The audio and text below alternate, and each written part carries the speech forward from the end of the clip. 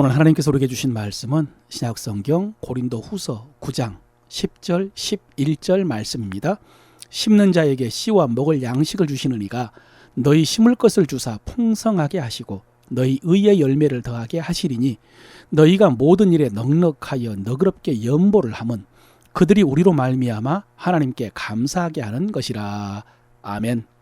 오늘은 주일 설교를 듣기 전에 이 말씀으로 여러분을 축복합니다. 여러분 진짜 부자 되시길 바랍니다.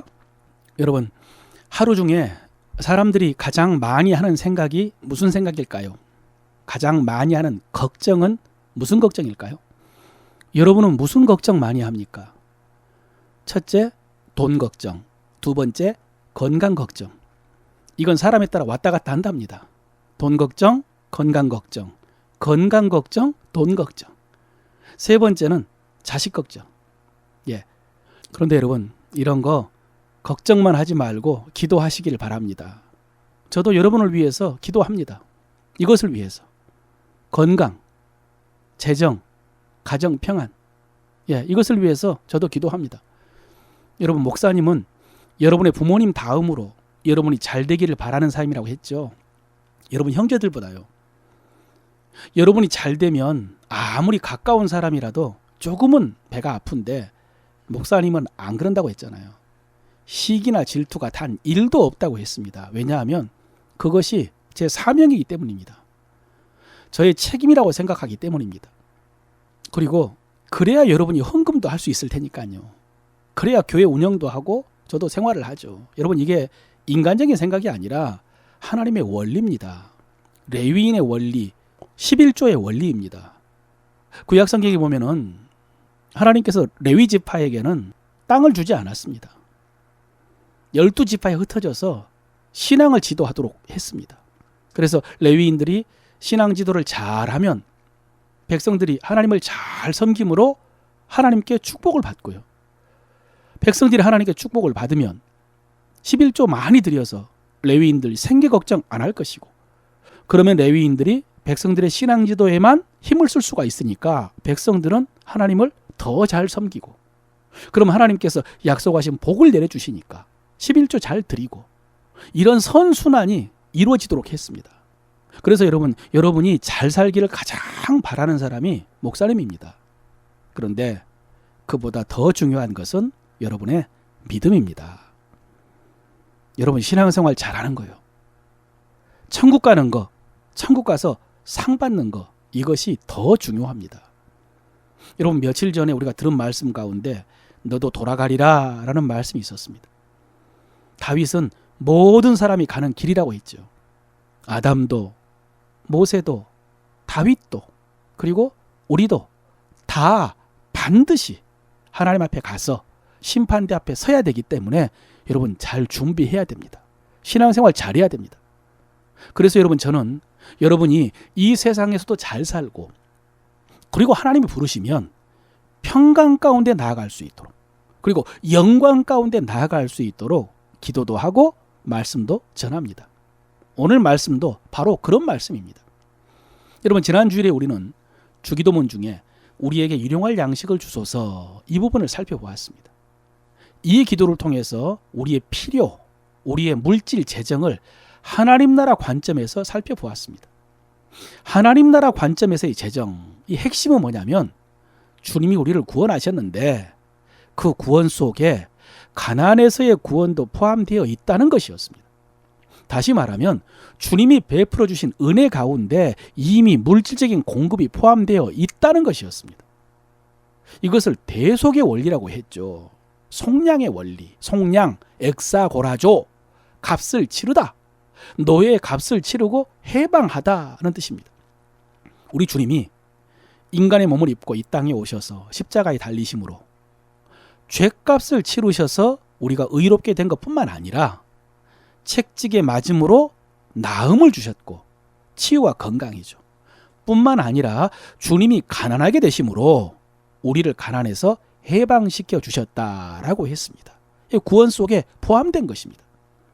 다시 한번 고린도후서 8장 9절을 읽읍시다. 우리 주 예수 그리스도의 은혜를 너희가 알거니와 부유하신 이로써 너희를 위하여 가난하게 되심은 그의 가난함으로 말미암아 너희를 부요하게 하려 하심이라. 암송하라고 했죠. 여러분, 이렇게 주님은 부요하신 이로서 우리를 위해서 가난하게 되심으로 우리를 부요하게 해 주셨습니다. 이것은 이루어진 일입니다. 그런데 이렇게 우리를 가난해서 구원해 주셨다는 것이 하나님 나라 복음인데, 우리가 여전히 가난하고 궁핍하고 물질로 인해서 고통을 당하고 있다면 그 이유가 뭘까요? 역시 지금까지 계속해서 살펴본 것처럼요, 이미 그러나 아직입니다. 주님은 이미 승리하셨는데 마귀가 아직 발등상이 되지 않아서 그런 겁니다. 아직도 마귀가 거짓으로 미혹하고 역사하고 있고 사로잡고 있고 막고 있고, 그래서 그 뜻이 이루어지지 않고 우리가 고통을 당하는 것입니다. 여러분, 이렇게 주님께서 우리를 부요하게 하신 그 역사를 가로막고 있는 악한 영을 우리가 부르기 쉽고 이해하기 쉽게 가난의 영이라고 했을 때, 여러분, 이 가난의 영이 어떻게 역사할까요? 이 가난의 영이 어떻게 하나님의 역사를 가로막을까요? 지난주에 우리가 살펴보았던 그 가난의 원인들, 이것들이 가난의 영의 역사겠죠. 내가 게으르고 성실하지 못하게 하는 거, 여러분, 이게 가난의 영의 역사겠죠. 공부하기 싫어하고 일하기 싫어하고 놀고만 싶고 즐기고만 싶은 거, 이것도 본질적으로 가난의 영의 역사입니다. 또 허영에 사로잡혀가지고 사치하고 낭비하고 방탕하게 살고 싶은 거, 가난의 영의 역사입니다. 그런가 하면 한탕주의에 빠져가지고 투자가 아니라 투기를 하다가 실패하는 것도 가난의 영의 역사입니다. 그래서 여러분, 이런 가난의 영의 역사를 물리쳐야죠. 십자가 복음 붙들고 진리의 말씀 선포하고 기도하고 대적함으로 이런 마귀의 역사를 무너뜨려야 되죠. 그렇게 해서 주님의 공급이 풀어지도록 해야 되고, 또 우리가 스스로 맡고 있다면 성령의 인도하심을 따라 변화된 삶을 살아야 되죠. 여러분, 이것이 우리가 전파하고 회복해야 될 하나님의 나라이고요, 이것이 우리가 다스리고 통치하는 한 부분입니다. 여러분, 우리는요, 물질도 통치해야 됩니다. 그런데 여러분, 이 가난의 영의 역사는 이렇게 우리를 가난하게 만드는 것만이 아닙니다. 우리가 가난하게 하는 것, 이것만이 가난의 영의 역사가 아닙니다. 자신이 가난하지 않는데 가난하다고 느껴지는 것도 가난의 영에 사로잡힌 것입니다. 가난하지 않는데, 그런데 가난하다고 느끼면서 두려워서 돈을 쓰지 못하는 것, 돈을 계속 쌓아두어야 되는 것, 쌓아두지 않으면 안심이 되지 않는 것, 이것도 가난의 영의 역사입니다. 여러분, 이런 사람들이 있을까요? 없을까요? 아니, 많을까요? 적을까요? 많습니다. 여러분, 혹시 여러분은 어떻습니까? 여러분은. 그런데 여러분, 오늘날 우리 사회에서 중산층이나 서민들이 이렇게 생각하는 것은 좀 이해가 됩니다. 오늘날 자본주의 세상, 빈부격차가 큰 세상 속에서 중상층 서민들이 스스로 가난하게 여기는 거, 여러분, 이건 인간적으로 이해가 됩니다. 그런데 재산이 정말로 많은데, 그런데도 가난의 영에 사로잡혀 사는 사람이 있을까요? 없을까요? 역시 많을 겁니다. 수십억 재산이 있는데도 자기 돈 쓰는 거 아까워가지고 몇만 원 편법적으로 쓰다가 드러나는 뉴스 가끔 보지 않습니까? 여러분, 이런 것들은 우리가 인간의 본성으로 이해하고 넘어갈 수도 있고, 또 윤리적으로 비난받는 것으로 그칠 수 있겠지만, 근데 여러분, 하나님 앞에 가서는요, 문제가 큽니다. 왜냐하면 하나님께서는 이 돈, 물질에 대해서 책임을 물으시기 때문입니다. 이 야고보서 5장 1절 이하입니다. 들으라 부한자들아, 너희에게 이 말 고생으로 말미암아 울고 통곡하라. 너희 재물은 썩었고 너희 옷은 좀 먹었으며 너희 금과 은은 녹이 슬었으니 이 녹이 너희에게 증거가 되며 불같이 너희 살을 먹으리라. 너희가 말세에 재물을 쌓았도다. 여러분, 그렇습니다. 지금 우리는 가난의 영에 사로잡혀가지고 돈이 많아도 쓰지 못하는 그 딱한 모습을 살펴보고 있는데, 여러분, 이것이 개인적으로 딱하고 불쌍한 차원이 아니라 하나님의 심판을 받는다는 사실을 알아야 됩니다. 썩은 재물, 좀 먹은 옷, 녹슨 금과 은이 창고에 쌓여 있으면요, 하나님 앞에 가서 벌 받습니다. 그러므로 여러분, 가난의 영에 사로잡혀가지고 물질을 쌓아만 두는 거, 이것은 작은 문제가 아닙니다. 지난 주일에 설교 마지막에 제가 이런 질문을 했죠. 왜 부자가 되려고 하는가? 왜 하나님께 돈을 더 달라고 하는가? 이거 생각해 오라고 했잖아요. 그렇게 질문했을 때 권사님 한 분이 쓰려고 라고 솔직하게 대답을 했습니다. 돈 쓰고 싶어서 더 달라고 한다고요. 그런데 오늘 설교를 듣고 보니까 정말 대답을 잘한 것 같습니다. 가난의 영에 사로잡혀 있으면 쓰지도 못하고 쌓아두려고 하는데, 그렇게 모아만 두고 쌓아만 두면 심판받는다고 했는데 쓰고 싶다고 하니까 생각 잘한 거죠. 그런데 여러분, 쓰고 싶은 마음, 이 돈 쓰는 것도 위험이 있는 게 어디에다 쓰느냐는 것입니다. 누구를 위해서 쓰느냐. 여러분, 돈 물질이 많은데 다른 사람에 대해서 인색하고 자기만을 위해서 쓴다? 이 마음도 가난한 마음입니다. 가난의 영에 사로잡힌 것입니다. 가난의 영에 사로잡혀가지고 가난한 자기 마음, 그 상처받고 아픔이 있는 그 마음을 소비, 사치, 허영 이런 것들로 채우는 것입니다. 그래서 여러분, 가난한 마음과 반대말, 이 부유한 마음, 부자 마인드, 진짜 부자는요, 돈을 많이 모아둔 사람이 아니라 쓸 줄 아는 사람이고요. 자기만을 위해서 쓰는 것이 아니라 다른 사람을 위해서 쓸 수 있는 사람입니다. 베풀 줄 아는 사람이 진짜 부자입니다. 그래서 종합해 보면은 우리 주변에는 돈이 없어서 가난한 사람이 있고요. 돈은 있지만, 많지만 쓸 줄 모르고 베풀 줄 모르는 사람이 가난한 사람이고요. 돈은 많지 않지만 걱정에 사로잡히지 않고 베풀 줄도 아는 진짜 부자도 있습니다. 진짜 부자도 있습니다. 자, 여러분은 어떤 것 같습니까? 여러분, 이 물질에 대해서 복음의 진리는 뭐냐면 주님이 우리를 가난에서 해방시켜 주셨다는 것입니다. 부유하게 해 주셨다. 이것이 하나님의 말씀이고 하나님의 약속입니다. 그래서 주님께서도 무엇을 먹을까, 무엇을 마실까, 무엇을 입을까 염려하지 말라고 하신 것입니다. 너희는 공중의 새보다 들의 백합보다 더 귀하다고요. 너희 하늘 아버지께서 이 모든 것이 너희에게 있어야 할 줄 아신다라고 했습니다. 주님이 공급해 주셨습니다.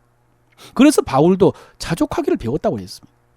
내게 능력 주시는 자 안에서 내가 모든 것을 할 수 있다라고 고백을 하는 것입니다. 사랑하는 성도 여러분, 이 부자의 마음으로 사시길 바랍니다. 부요함을 믿으시기를 바랍니다. 그런데 아무리 생각해도 내 형편은 가난의 영 때문에 주님의 공급이 막힌 것 같습니까? 그러면 대적하고 기도하면서 가난의 영의 역사를 물리치고요, 주님의 공급을 회복하시기를 바랍니다. 또 통장이 가난한 것이 아니라 마음이 가난해서 누리지를 못하고 베풀지 못한다면 말씀 깊이 묵상하면서 여러분의 마음을 하나님의 은혜로 채우시고 회복하시고 성령의 인도하심을 받으십시오.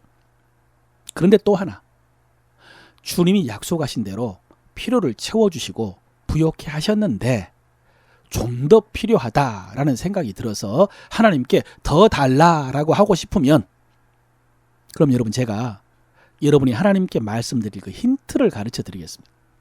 말씀으로 힌트. 마태복음 6장 33절입니다. 그런즉 너희는 먼저 그의 나라와 그의 의를 구하라. 그리하면 이 모든 것을 너희에게 더하시리라. 여러분 어떻습니까? 이 말씀을 통해서 하나님께 뭐라고 하면서 물질 더 달라고 하시겠습니까? 뭐라고 하시면서? 한번 따라 하실까요? 하나님의 나라를 위해서 더 필요합니다. 하나님의 뜻을 위해서 사용하겠습니다. 그러니 더 주세요. 여러분 그렇습니다. 이것이 하나님 나라 관점에서 재정의 온전한 모습입니다. 주님께서 우리를 가난해서 구원해 주셨다라는 게 대전제입니다. 진리입니다. 기초입니다. 믿어야 됩니다. 그런데 마귀의 역사로 공급이 막히거나 공급해 주셨는데 누리지 못할 수 있습니다. 이거 대적해야죠. 돌파해야죠. 그리고 주님께서 우리를 부유하게 하신 것은 우리로 그것을 누리게 하실 뿐만 아니라 그 부요가 하나님 나라를 위해 쓰여지기를 원하신다는 것입니다. 이것이 온전한 모습입니다. 하나님 나라를 위해서 쓰여지기를 원하십니다. 그래서 우리도 더 구한다면 이것을 위해서 구해야 됩니다. 이것을 알지를 못하면 여러분 물질이요 오히려 위험이 될 수 있습니다.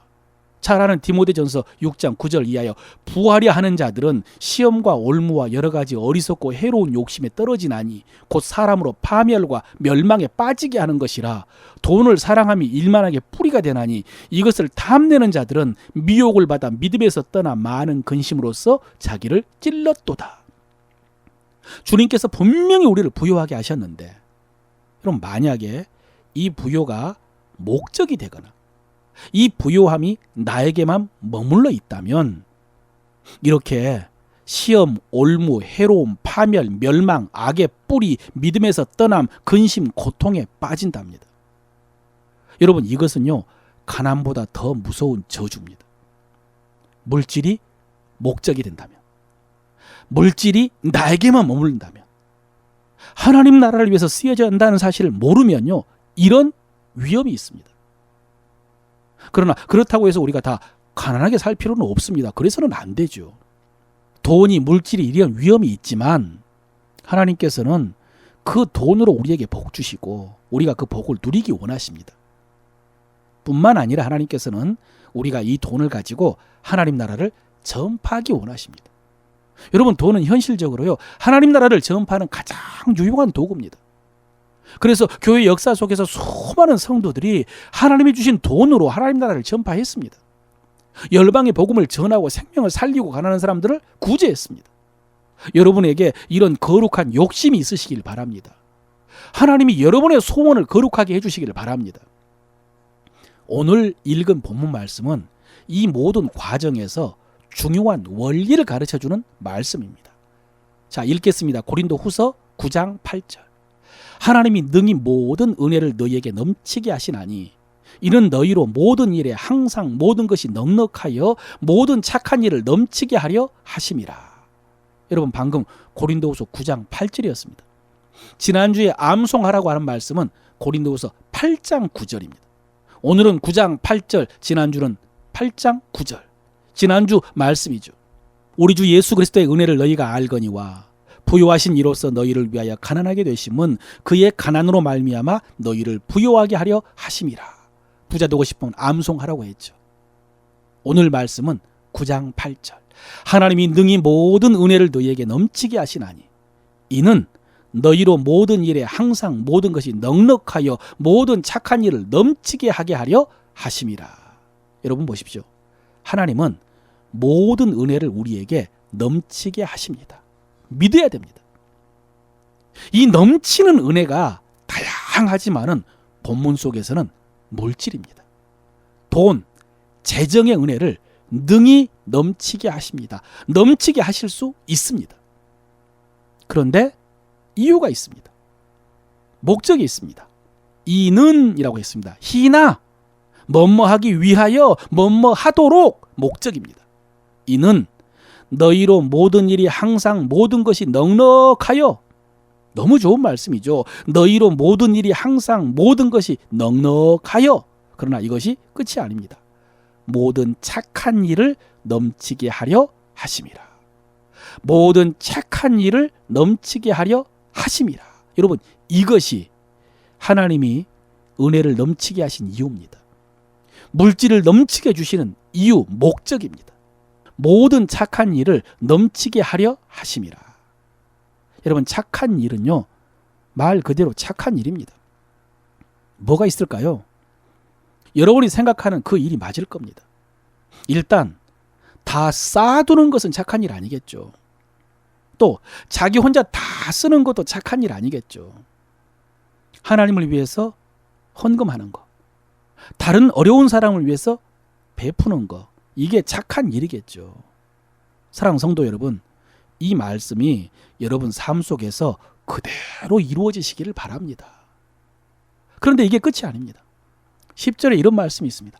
심는 자에게 씨와 먹을 양식을 주시는 이가 너희 심을 것을 주사 풍성하게 하시고 너희 의의 열매를 더하게 하시리니.